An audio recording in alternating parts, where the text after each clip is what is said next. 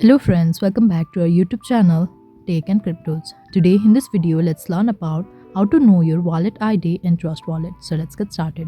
At first let's get into Trust Wallet app. So here it is. Make sure you log in to Trust Wallet, and this is the interface we see after we are logged in.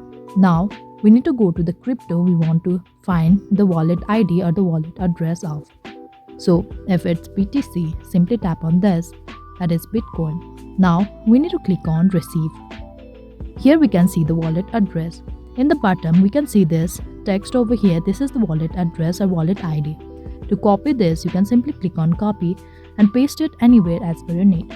We can simply get back, and if it's BNP you want to know the address or the wallet ID of, simply tap on this and click on receive, and here's the address and you can copy it.